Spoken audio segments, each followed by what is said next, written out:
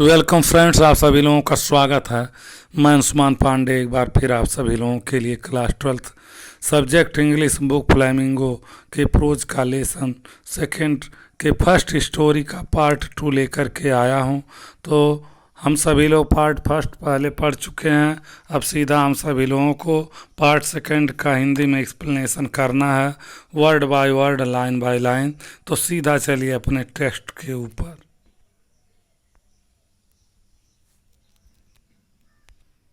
जैसा कि आप सभी लोगों को the rag pickers in my neighbourhood remain useless तक पढ़ाया जा चुका है।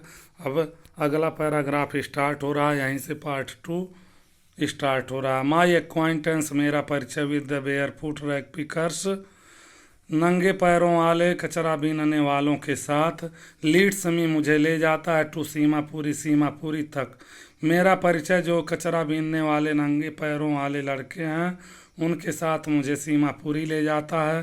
A place on the periphery of Delhi, यह दिल्ली का सीमा पर स्थित स्थान है। यट माइल्स अवे, फिर भी मीलों दूर है। फ्राम इट, इससे, यानी कि दिल्ली से। मेटाफोरिकली मीन्स, लाक्षणिक रूप से।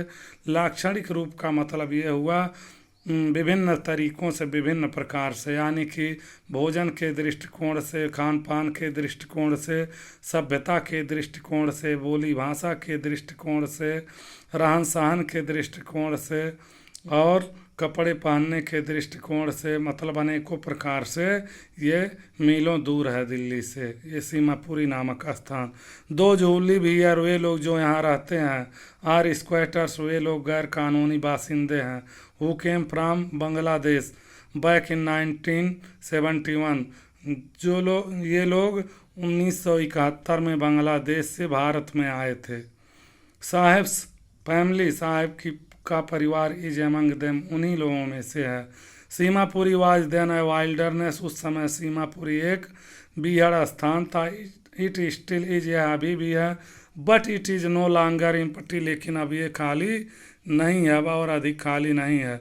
इन स्ट्रक्चर्स ऑफ मड, मिट्टी की दीवारों पर, with roof of tin and tarpaulin, उनकी दीवारों के ऊपर टिन अथवा जो है त्रिपाल के छत लगे हुए हैं।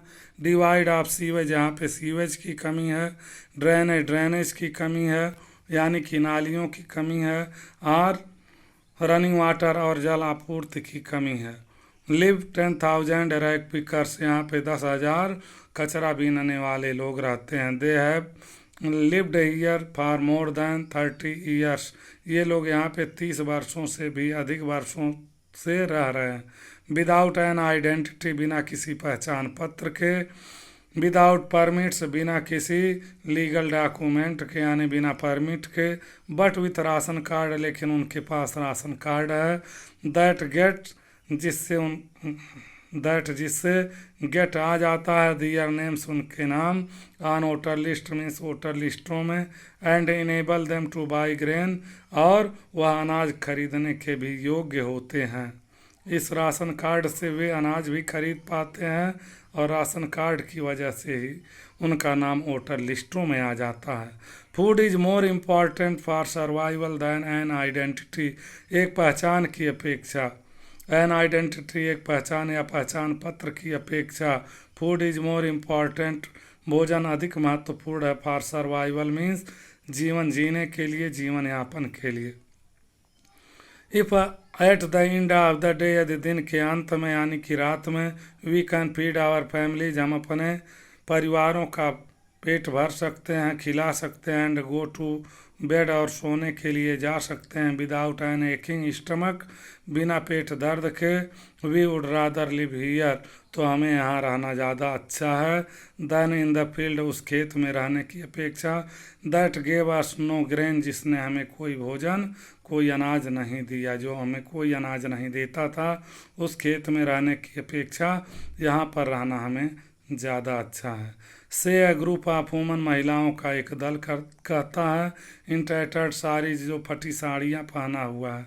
व्हेन आई आस्क देम, जब मैं उनसे पूछती हूँ, why they left their beautiful land of green fields and rivers, कि क्यों उन्होंने अपने हरे भरे खेतों और नदियों के सुंदर धरती को छोड़ दिया। छोड़ दिया तो फटी साड़ियों का दल जो महिलाओं का है वह हमसे कहता है कि हमें यहाँ पर रहना ज़्यादा अच्छा है, उस खेत में रहने की अपेक्षा जो हमें भूखों रखता था, हमें कोई अनाज नहीं देता था। आगे देखिए, wherever they find food, जहाँ कहीं भी वे भोजन पाते हैं, दे पिट दियर टेंट्स, वे अपना तंबू वहाँ पे लगा देते हैं, दैट बिकम ट्रांजिट होम्स, जो कि एक अस्थाई घर बन जाता है। ट्रांजिट मीन्स होता है अस्थाई या क्षणिक, तो अस्थाई मकान बन जाता है। Children grow up in them, बच्चे इन्हीं में बड़े हो जाते हैं। बिकमिंग पार्टनर्स, सहभागी बनते हुए। इन सर्वाइवल मीन्स जीवन यापन में, जीवन यापन में सहभागी बनते हुए बच्चे इसी में बड़े हो जाते हैं। And survival in Seemapuri means rag picking, और सीमापुरी में जीवन यापन का मतलब कचरा बीनना है, कूड़ा बीनना है। थ्रू द ईयर, सालों से, it has acquired the proportion of a fine art, कचरा बीनने में इन्होंने ललित कलाएं, उत्कृष्ट कला प्राप्त कर लिया। Garbage to them is gold, कूड़ा उनके लिए सोना हो गया है, सोना है। It is their daily bread, प्रतिदिन का उनका जो है रोटी है। रूफ ओवर दियर हेड्स, उनके छत, उनके सर का छत है। Even if it is leaking roof, भले ही यह चूने वाला ही छत क्यों ना है, क्यों ना हो, बट फॉर अ चाइल्ड, लेकिन एक बच्चे के लिए, इट इज इवन मोर, या इससे भी बढ़कर है। आई समटाइम्स फाइंड ए रूपी इवन ए 10 रूपी नोट, मैं कभी कभी 1 रुपया पा जाता हूँ और कभी कभी 10 रुपए की नोट भी। साहब से साहब कहता है, हिज आइज लाइटनिंग अप, ये कहते हुए उसकी आंखें चमक उठती हैं। When you can find A silver coin in A heap of garbage, जब तुम कूड़े के ढेर में एक चांदी का सिक्का पाते हो, यू डोंट स्टॉप स्क्राउगिंग, तो तुम ढूंढना बंद नहीं करते हो। For their is hope of finding more, for क्योंकि देयर इज होप, वहाँ पे आशा होती है। ऑफ फाइंडिंग मोर मीन्स और अधिक पाने की, और अधिक पाने की आशा होती है। इट सीम्स दैट, ऐसा प्रतीत होता है कि, फॉर चिल्ड्रेन मीन्स बच्चों के लिए। Garbage has a meaning different from what it means to their parents, garbage has a meaning different, कूड़े का अर्थ भिन्न होता है। फ्रॉम what it means, इसका जो वास्तविक अर्थ है। टू their parents, उनके माता पिता के लिए। फॉर द चिल्ड्रन, बच्चों के लिए। It is wrapped in wonder, आश्चर्य से लिपटी हुई है वस्तु होती है बच्चों के लिए। फॉर द एल्डर्स, बड़ों के लिए, बुजुर्गों के लिए। It is a means of survival, कूड़े का मतलब जीवन यापन होता है। वन विंटर मॉर्निंग, एक शीत ऋतु की सुबह। आई सी साहब, मैं साहब को देखती हूँ। Standing by the fenced gate of the neighbourhood club, पड़ोस के क्लब के चार दीवारी के गेट के बगल में खड़े हुए। मैं साहब को एक शीत ऋतु की सुबह को देखती हूँ।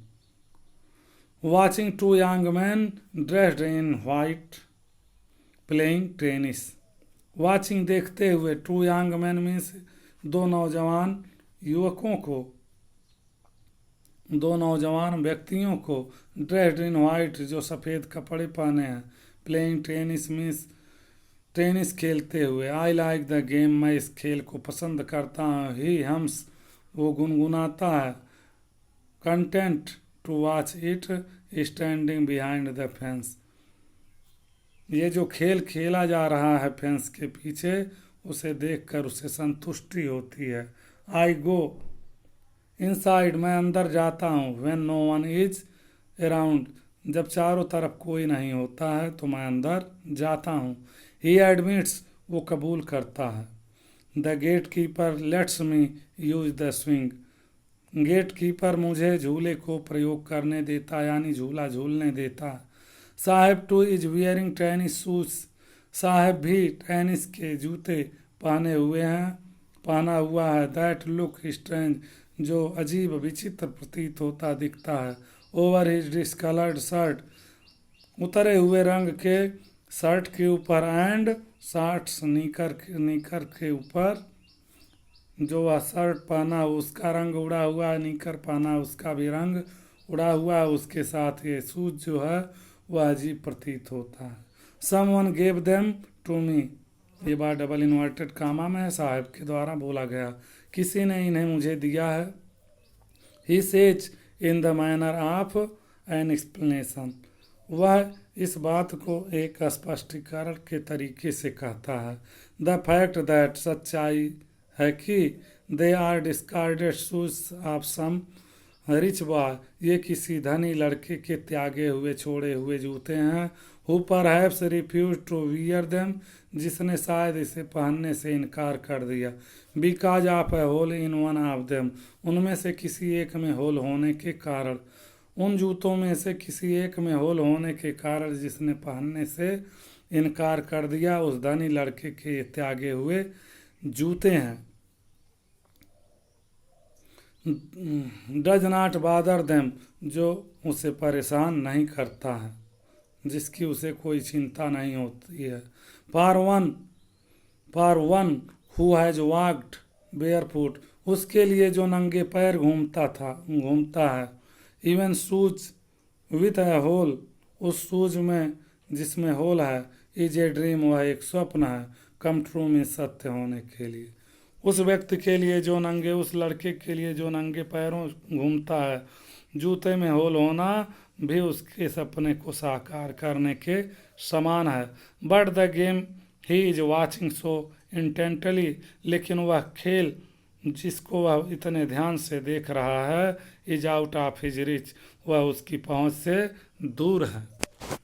जूता पा जाना उसके सपने को साकार होना है, भले ही उसमें एक आँख होल ही क्यों न हो, लेकिन जिस खेल को वह इतने ध्यान से देख रहा है वह उसकी पहुंच से दूर है। ये बात हम सभी लोगों को बताती हैं कौन? अनीश जंग जी। आगे देखिए नेक्स्ट पैराग्राफ। दिस मॉर्निंग, इस सुबह की बात हो रही है, विंटर मॉर्निंग। इस सुबह साहेब इज ऑन हिज वे, साहेब अपने रास्ते पर था। टू द मिल्क बूथ में, से दूध की दुकान के। इस सुबह साहेब दूध की दुकान के रास्ते पर था, यानी कि दूध की दुकान के लिए वो जा रहा था। इन हिज हैंड, उसके हाथ में, इज ए स्टील कंटेनर, एक स्टील का कंटेनर है जिसमें दूध रखा जाता है। I now work in A tea stall down the road, I now work, अब मैं काम करता हूँ, इन ए टी स्टॉल, एक चाय की दुकान पर। डाउन द रोड में, जो सड़क के नीचे, सड़क के नीचे एक चाय की दुकान पर अब मैं काम करता हूँ। इसे जो कहता है, पॉइंटिंग, इशारा करते हुए, इन द डिस्टेंस में, दूर की ओर। I am paid 800 rupees and all my meals, मुझे 800 रुपये मिलते हैं, एंड और ऑल माई मील्स, और मेरे सभी भोजन मिल जाते हैं, यानी सुबह दोपहर शाम के भोजन, रात का भोजन मिल जाता है। Does he like the job, I ask, मैं पूछती हूँ कि क्या उसे यह जॉब यानी कि ये कार्य उसे पसंद है, ये नौकरी उसे पसंद है।